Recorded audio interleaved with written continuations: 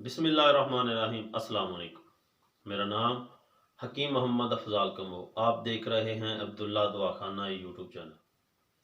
दोस्तों, उम्मीद करता हूं कि तमाम दोस्त खैर आफियत से होंगे। अल्लाह ताला से दुआ है कि तमाम दोस्तों को खैर आफियत के साथ रखे।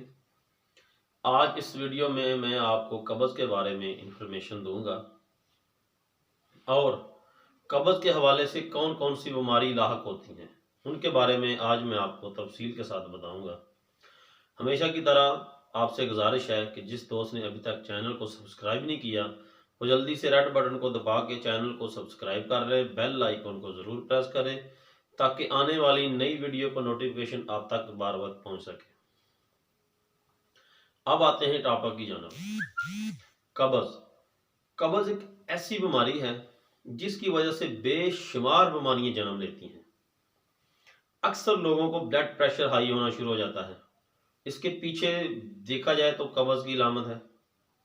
सर में दर्द, ये कनपट्टियों में दर्द, ये कमर में दर्द, कमर का खिंचाव, चौकड़ी में दर्द, पट्ठों में खिंचाव, और जिन लोगों को मिद्दे में गैस होती है, ग़िज़ा हजम नहीं होती, मुंह की बदबू, ये सब कब्ज़ की वजह से है।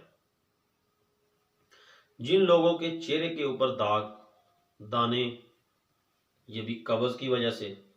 अक्सर लोगों के बाल जो है वो टूटते हैं, झड़ते हैं, जल्दी गिरना शुरू हो जाते हैं, कमज़ोर हो जाते हैं, ये भी कब्ज़ की वजह से।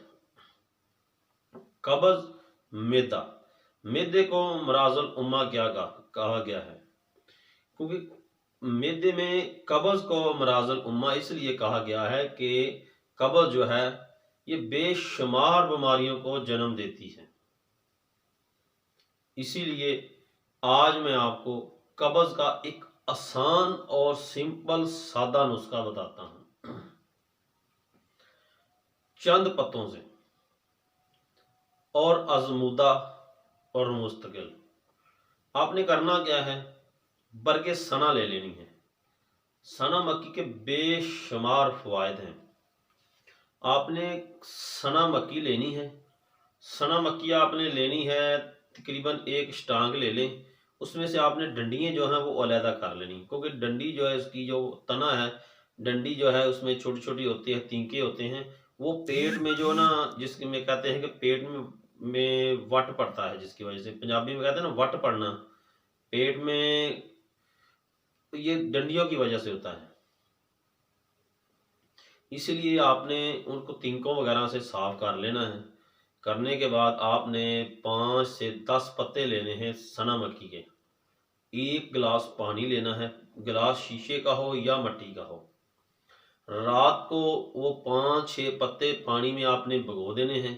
सुबह उठ के वो पानी जो है वो पी लेना है, पत्ते वो फेंक देने हैं। आप मुसलसल एक हफ्ता इस्तेमाल करें।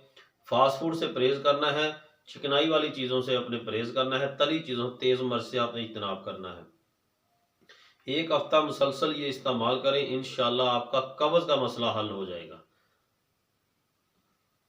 ये नुस्खा इस्तेमाल करें, बनाएं, इंशाल्लाह सिंपल सादा है।